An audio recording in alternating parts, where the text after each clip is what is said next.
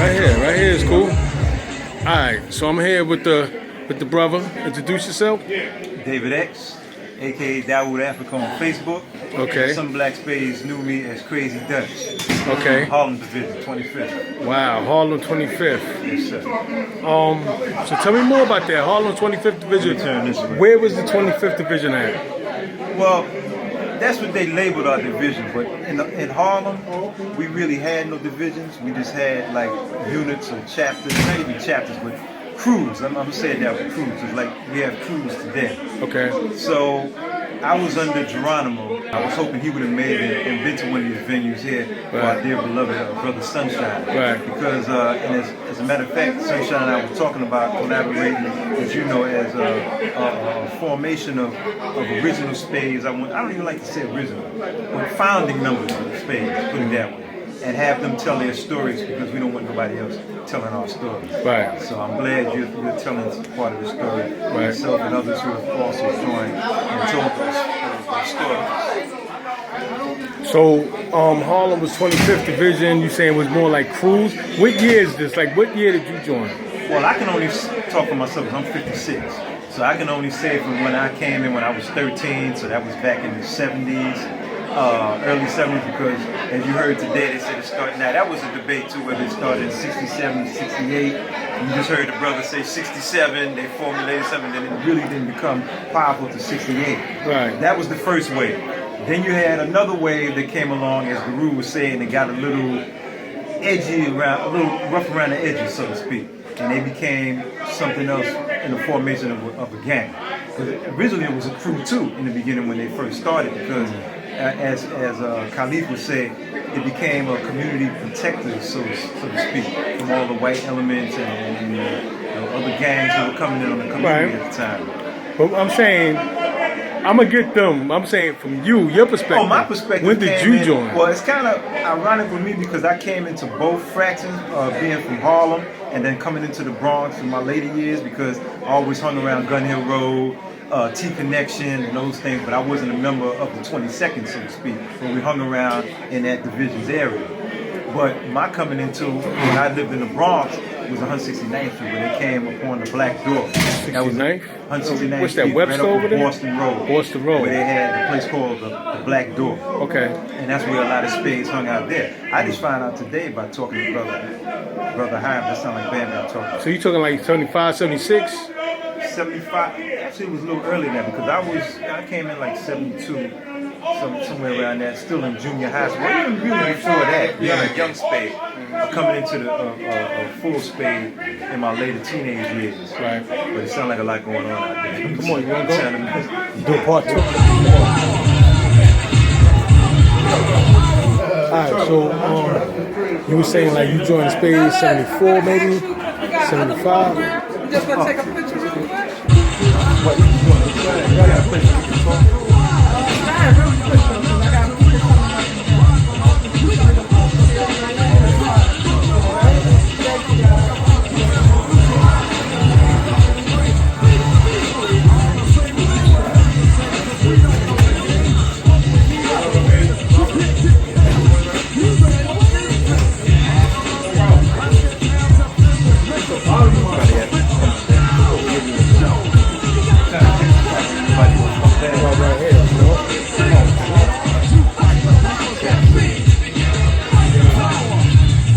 Alright, so you saying 74 around you joined the Spades, 74? About 70s. How old was you, like 13, 14, 15? 13. 13. So that's like 73.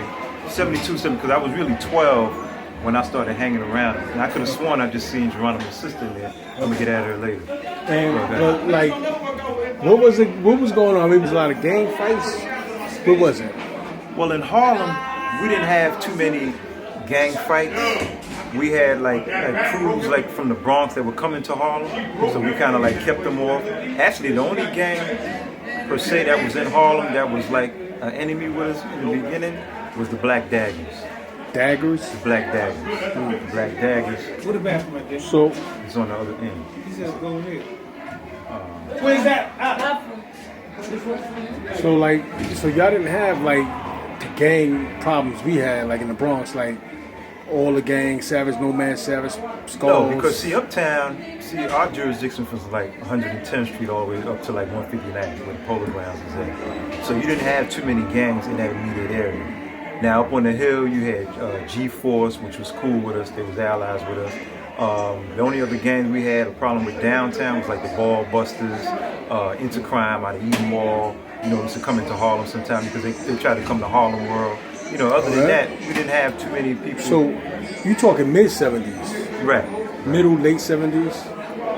Or early? About I say from 77 to 79, because that's when that hip hop thing was really fluctuating around that time. So this is the time period you're talking about. Right. It was mainly Spades in your side of the Harlem. Right. Now, what Harlem, part of Harlem do you...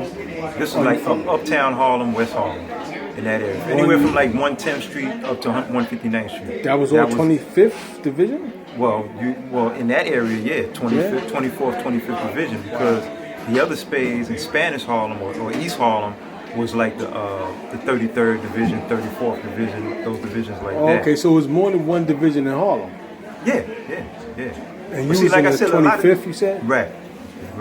See, I don't even know where those division numbers came from, and I'm figuring 25th because 125th Street was like the midsection, you know, West Harlem area, 24th, 25th, 30th Division, like I said, Spanish Harlem, all of those different divisions in that area.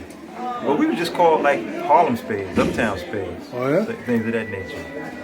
And like I said, there wasn't too many gangs in that area. You had the Scorpions, the Grant Brothers out of 125th Street, but that was on the west side, and then Broadway out of Grant Projects. And that was about it. We really didn't have any friction. Then even we hung out on the Lower East Side. We had cats with us from the Lower East Side Spades. Now, they didn't have a particular division, but they were known as the LES Spades, Lower East Side Spades. You know, so that was about that. You was born and raised in projects? And yeah, actually I came from Taft houses. That's like 115. Well, they ran from like, what was it, 112 to 100. Yeah, 112. There was a lot like of Spades there in Taft? There was a few Spades around Taft.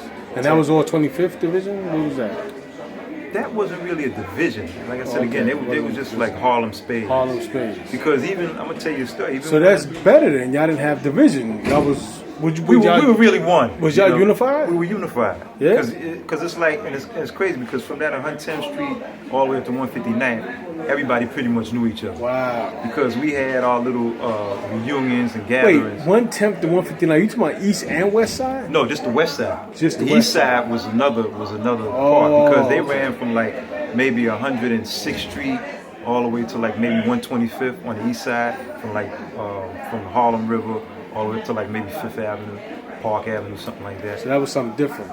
So you talking about the I wouldn't West say Side. different because even like I said, when we had our reunions, or like a perfect example, Puerto Rican Day Parade or Puerto Rican Day Festival, Right. a lot of Spades congregated in that area. Wagner houses, Johnson houses, you know what I'm saying, over there on the east side of Harlem. Then you came uptown, you had Drew houses, the Polo Grounds, what other projects were there? Harlem River houses. You understand? So that was, yeah, bro. All right, bro. We'll talk. All right, bro.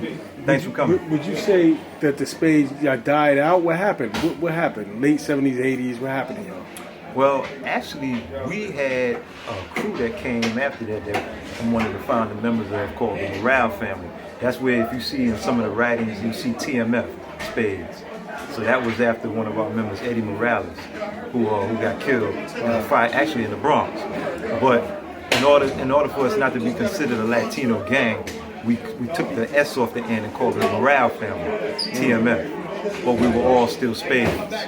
And we had sisters, brothers, all. This in the 80s? This was actually it's like in the late 70s. Late 70s. So you saying y'all transformed into something else? It wasn't a transformation, but like I said, we had our crews. You know what I'm saying? This was our crew, TMF, the Morale family. That was our crew. This was anything to do with hip hop at all? Not really. We just went to the clubs. I mean, we went to Harlem World, the Renaissance, Audubon Ballroom. See, those were our stomping grounds. We're in the Bronx. You know, you had T Connection, Stardust, Club 371. You know, everybody in those group of Spades formulated in that certain area. So that's where that comes from. And it was like you hear people saying, like you just heard Bam say, it was there was no division per se or no chapters. Like he said, somebody jokingly said 37th chapter.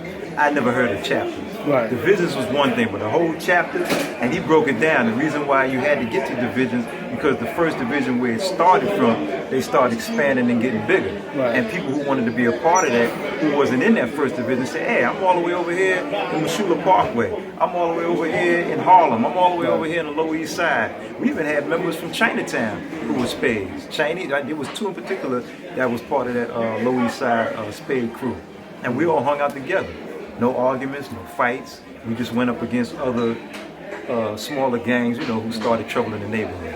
That's what that was. Let me ask you, did y'all, like, back then, in the 70s, that's the Black Power movement. Right. I mean, you know, it was about your people then. Right. At least more than the 80s and 90s. Mm-hmm. It was more about your people. Right. So then, fast forward, you had the crack epidemic. Right. What happened during the crack epidemic? Like, I mean, I know a lot of Spades got strung out, and right. a lot of Spades was selling crack, and right. a lot of different things happened. But what happened with the Harlem chapter or Spades? Mm-hmm. What happened with the Harlem Spades during the crack? Well, a lot of Harlem Spades really stayed intact. Yeah. And see, this is one thing people don't talk about, because, like Bam Bam was saying, we only get together when it's a funeral, or maybe if somebody gets married. But we don't get together on a daily basis or a regular basis, because we have, a once a year reunion. And if folks come through, they come through. If they don't, we don't see them again for another 5, 10, 15. Right. Some brothers here today, you ain't seen each other in 40 years. Right. So it's like, where the hell they been at? You know what I'm saying? So again, some folks got caught up on maybe crack. We had a unique crew of Spades because a lot of us specialized in certain things when we took that other realm. Like you talking about with the crack era, a lot of us, we came and we started robbing the drug dealers. We started raiding the crack dens. So that's what we were about back then. Wow. And me, being a new Black Panther member later, because there was a few of us who were Spades who were also Panthers, you heard me say there. And Sunshine was one. He was a Panther with us, and I completely forgot about the Black Soldiers. I was a member of the Black Soldiers too. Soldiers? Black Soldiers. That came later. Okay. But Sunshine was a founder of that too. But again, it all comes from the Black Power movement, as you said, the Black Spades, the Young Lords Party, everybody in the community getting together, keeping the community intact. And with that crack era, that was by design. You know, they threw them drugs in there, threw them guns in there, and had us killing each other wholesale, had us all drugged out of our mind with the dope and the heroin and the PCP and all that other crazy stuff they had out. But again, certain individuals of us stayed together, stayed intact, and we just kept moving, keeping that Black Power, that unity intact. So that's what that was. Now let me ask you, because some of the Spades, a couple maybe, I don't know if a lot or a couple, actually went into the military. Right, I was one of them. You went into the military. Yes. Can you talk about that, elaborate on that? Like, why would you go to the military? Well, my conscience won't let me go shoot my brother or some darker people or some poor, hungry people in the mud for big, powerful America and shoot them for what? They never called me nigger. They never lynched me. They never put no dogs on me. They never robbed me of my nationality, raped and killed my mother and father. What, I'm going to shoot them for what? How can I go shoot them? Them little poor little black people, little babies and children and women. How can I shoot them poor people? Just take me to jail. I'm not going to help nobody get something my Negroes don't have. If I'm going to die, I'll die now, right here fighting you. If I'm going to die, you my enemy. My enemy is the white people, not Viet Congs or Chinese or Japanese. You my opposer when I want freedom. You my opposer when I want justice. You my opposer when I want equality. You won't even stand up for me in America for my religious beliefs, and you want me to go somewhere and fight, but you won't even stand up for me here at home. Yeah, like, why would you go to the military? Well, here's the thing. Like you said, some of us got strung out on crack, some of us got this and that. Myself and a few of the comrades, we took it to another level. Like I said, we wanted to get the drugs out of the community, so to speak. So we were shutting down the crack houses. We were robbing the drug dealers. We were getting the little lookout guys and all that kind of stuff. And it became kind of rough and well, I'm gonna say what it is. It became very dangerous. So we had to arm ourselves. There was a few shootouts. There was a lot of stuff going on at the time. that some of us got caught up. There's some things now I can't talk about because of statute of limitations, but a lot of us became co-defendants on certain maneuvers and certain missions we went on. And when you get in that damn precinct or before that judge, he don't care if your ass is a black spade, a black panther, he don't care what you are. Right. You're in that courtroom, you've done something, now he wants you to pay. So my thing was, since my charges didn't really stick and weren't that heavy, the judge gave me an ultimatum. He said, you can either come over here or you could go over there. Wow. So I chose to join the service. Me and some other colleagues, we joined the service. Your brother Hiram, who just left, he talked about us in Sunshine and us going into the service. But we were bad out there too, because we were training. Now we're actually licensed and trained with weapons now the proper way. We're talking about proper propaganda and proper education. We were trained now with weapons. I was an expert grenadier and a sharpshooter. What's a grenadier? A grenadier is with explosives. So I mastered the explosives, hands down. What years is this?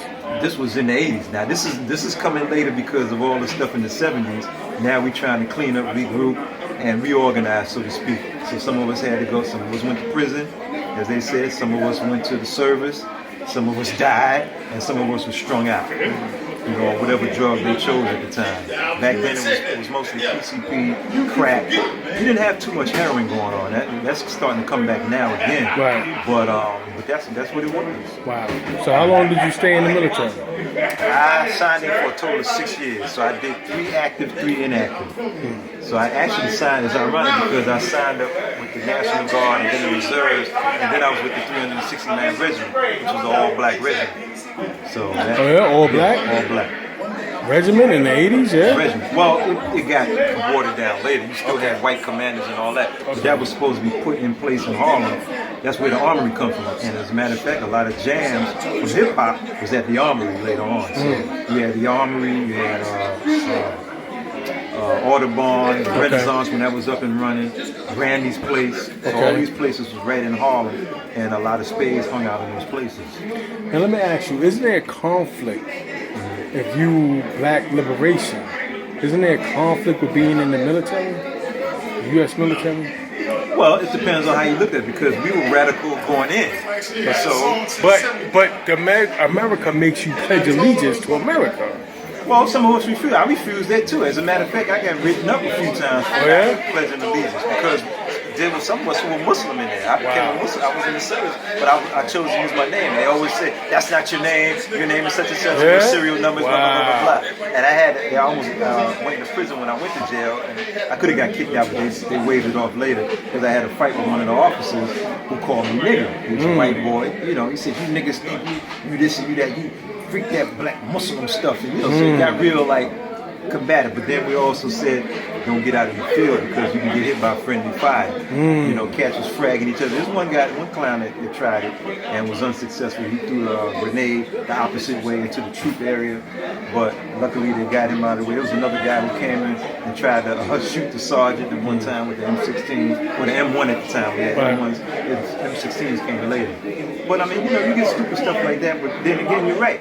I went in as a conscientious objector, but at the same time, did I want to stay behind bars for many years, or do I want to go play with Uncle Sam and learn the correct way of how to shoot? Because nowadays, brothers, they take these guns, they hit grandma on the porch, they hit little Pookie, you know what I'm saying? Because they have no training. They don't know how to shoot. They don't even know how to aim a gun. They do this shooting behind them like the cowboy movies, but... So that's what happened with that. Did you fight in any wars or any U.S. conflicts? I'm glad you said that because a lot of people think, well, that's a governmental way of watering things down. I was in a conflict with the Grenada conflict. So that was, and they call it a conflict. What year was that? The Grenada, let me get that to you as a whole with the sound. Okay. You had Grenada and then you had the Panama invasion. Okay. But again, me being a black man, Grenada and Panama is mostly what? People of color. So they label it as a conflict, but a conflict to who? It wasn't a conflict to me. Right. So guess what? I refused to fight. Yeah. The reason why they didn't give me an Article 15 or write me up or give me a dishonorable discharge was because a lot of brothers were standing up saying no, we're not going to fight our brothers and sisters in the country that's really ours. You know, but that's a whole other story. But Wow. I say that to say that you had a lot. As a matter of fact, one of my bunkies at one time became a chaplain, a Muslim chaplain in the service, and he got up to the rank of a colonel or something, or a lieutenant colonel. He was a lieutenant colonel, and he was, and at the time he was wearing a beard and everything. And that's one thing I learned later. I went and got what they call a shaving profile, so I was able to grow like little razor stubs. So I didn't have to have the clean baby face, you know what I'm saying? Because black people, that's one thing they don't know, is that black people's hair, when you shave, and the hairs grow back, they grow back in. Right. So you get all these nasty razor bumps and stuff. So that's a whole nother. Oh, so they let you grow your hair a little. Right. Just like a shadow, they call it a shadow, 5 o'clock shadow. Why they call it 5 o'clock, I don't know. I guess because the sun, certain way at 5 o'clock goes down, whatever. But that's what that was about. Wow. So it gets. That's an interesting story. You in the military, brother. It's a whole. And I wish Sunshine was here so he could tell this. But Hiram told a part of that. Was Sunshine in the military? Yeah, Hiram. Did you missed that story when Hiram was talking about him and Sunshine knowing each other in the service? I think I missed it. I don't know. Oh, that would have been a hot one. Yeah. That's the brother who just said he was leaving, gave me that. That's brother. Actually, he drove me over here. But we were in the Panther Party together too. So Panther Party. We had that training, that extra training, that made us more lethal. Tiny will probably tell you later about the unknown spades. That's another group of spades. But you know. Okay, so what's the answer for us black folk? I mean, Black Panther, you mentioned some strong movements. You was a spade way back. Right. Black Panther Party. What's the answer for us in 2017? Wake up, stand up, and clean up. Wake up, stand up, and clean up. That's right. And also, like I said in the beginning of my introduction, I said complete constructive change. Okay. You know, because without any of that, all right, take care. Without any of that, we just gonna keep doing the same shit. You know, the interpretation of insanity is a person who keeps continuing doing the same thing over and over but gets no results. All right. That's insanity, you know. So we have to have a change to go about with that. Because, you know, I was telling the brother the other day, you know, we kill each other wholesale, but if you look deep in that mirror, I should see me, I should see you, and I should see us. You know, and as a people, we got to work together because then we came over here together like that. So why shouldn't we live amongst each other like that? Okay, so let me break this down because that's such a cliche. We all know that we gotta unify. We all know we gotta come together. We use these phrases. So let me ask you: is the answer political power? Do we all unify our vote? Is that an answer for black folk? Not necessarily, because it's ironic you said unity because in the word community you got unity. Right. But on the flip side to that, you can't have nothing without an economic base. And without a military backing. Because you have to have somebody. Military.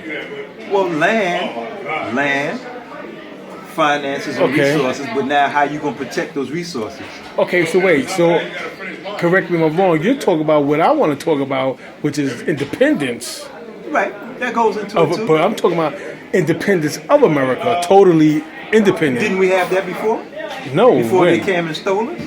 Okay, we were independent. Right. We had all the resources. Right. We had land. Right. We had a roof over our head. So you're saying in 2017, 18, 19, it's time for us to get our own land again? It's been that time, but that's what we're talking about. I think Brother Guru said that about the Republic of New Africa. These is one of the reasons why they started the Black Spades. Because they started off the shoulders of the Black Panther Party, Republic of New Africa. Republic of New Africa wants that southern region to be a place of our own statehood, so to speak. Georgia, South Carolina, all those southern states. You know what I mean? So that would be a way of gaining that kind of thing back. But what did the white people do? They went down there, they hung that old crazy flag, you know what I'm saying? That Confederate flag and all that crazy stuff, trying to hold us from doing it. So what's the first step for us to get out of here? Well, I mean, you got to start. And where do we go? Is there any land that we can occupy that's not already taken? Yeah, matter of fact, remember when I told you before about us shutting down the crack houses and getting all the crack houses? we have the grandmas and grandpas that still live. A lot of them were still keeping those old tenement buildings. A lot of them were still keeping those backyards. You still had the garden program before they started calling them garden programs. Okay. Remember that? We was taking a little piece of that little side street of that. So what you saying with that? You saying like, but that's still American owned though. That's still New York City owned. What about you buying? I mean, just like we talk about these big drug dealers, why couldn't they have taken the resources they made in the drug game, like I think Van Martin was saying, and opened up what that building had they sold in front of selling that crack? Buy that building and put the women who's having babies who don't have nowhere to go. Put them in that building. See, this is the thing. And I talk to black people every now and then about this. But understand, you're still talking about in context of living in America, paying taxes to this government. I'm talking about our own Cuba. That's Our cool. own But again, Puerto like you Rico. said, but Our again, Puerto Rico. okay. Matter of fact, because Puerto Rico is a Commonwealth, so no. Right. Our own DR, Dominican Republic. Okay. Our own, with our money with our faces on it. Okay. You know what I'm Easier saying? said than done, but are you ready Right. and prepared to do that now? Like right now? Well, I'm tomorrow? ready to talk about it, and I'm ready to come into agreement, like minds. Let me ask you this: do you have a passport? See, that's what I mean. See, a passport is permission from this government for me to travel. How would I'm you get saying there? I want to break out of a passport. I want to say we are totally independent of this country. If we have a passport, that's what for our government. But don't you have to get there? Though?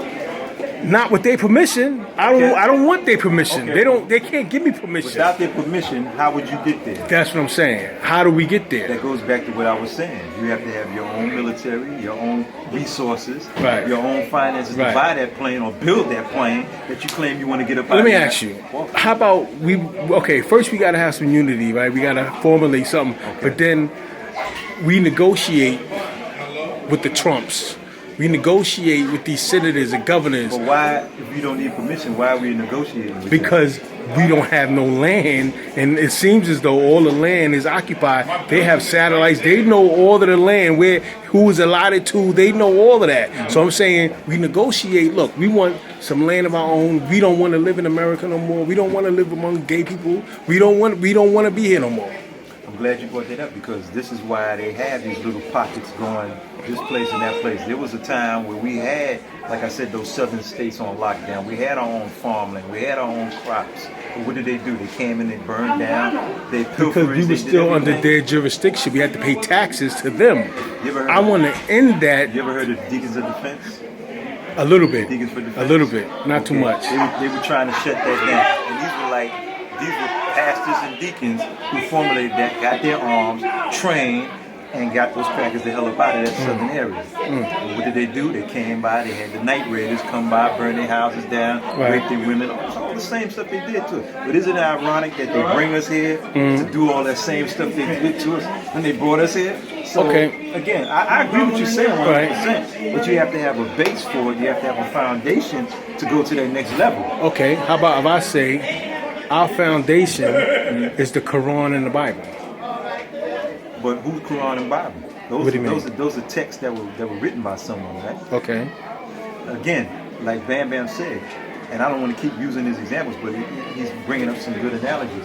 If we claim to be the native people here, and we were all right being spiritual people, why would we need that Bible that white man brought to us? Because when we was natives, we got conquered, and we got conquered for a reason. What was that reason? We wasn't strong enough. Again, going back to my military. We wasn't strong enough. Going back to building that military and the defense mechanism. Right.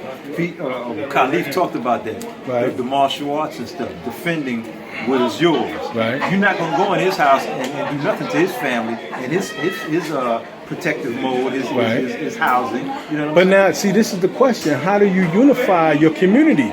We all say we want unity, but how do you unify? We had a system in the party called the 10-10. And you start with a small group. They even said now about so-called ISIS. They say they work in cell groups. They always give these fantastic names for little groups or crews, like I was saying. You formulate 10 people. These 10 people, you pool your money, you pool your resources, you buy the land, you buy the building. Now you can build it up. You know who they said was crazy for doing that? Malachi Z. Father Divine, Right. Daddy Grace. Right. All these people were trying to do it. Marcus Garvey. Right. You see what I'm saying? But what happened every time they tried to do that? Black Wall Street. Every time we tried to unify and we were doing a damn good job of it. You understand what I'm saying? Black businesses, black land, black businesses, and what happened? Madam C.J. Walker, all these other people that came and got these millions, but they didn't pool their resources the correct way. Madam C.J. Walker, okay, you want to buy some sisters some wigs and some straighten your hair products to look like the white girl, Right. but you don't use your money to finance schools and community centers and other pockets of development that you could have bought. Madam C.J. Walker and all of us could have bought more land, more property. Marcus Garvey was in the right move, building that military and those ships and whatnot, making that newspaper to keep our people informed. So that was a way, that was a way to do it. I'm losing my voice. But again, that's where the Spades formulated. They saw all the craziness going on in the neighborhood. They didn't want black people, again, they didn't want black people to take their little corner, their little housing area. Who are these niggas that come in our community? Go! Put your weight for it. Go. Put your weight And I think this is about to close. Okay. So that's what, Before it closes, let me just drop this on you. As far as the Quran and the Bible, I said the Quran and the Bible because it actually gives you a blueprint on how to live.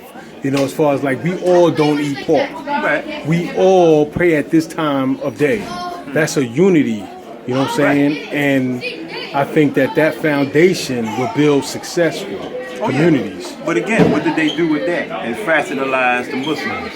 You got Shiites, you got... Right. Okay, well, I'm talking about us. We know better. We know better. So how about we take some of those common core commandments, those principles.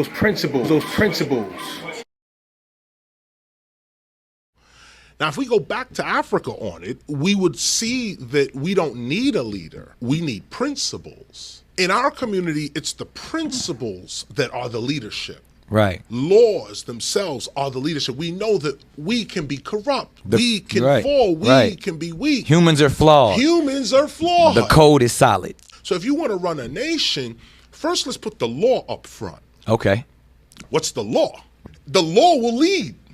The law will dictate who is going to be the leader. Right. The law will dictate what the community going to be doing. Right. But where's the law?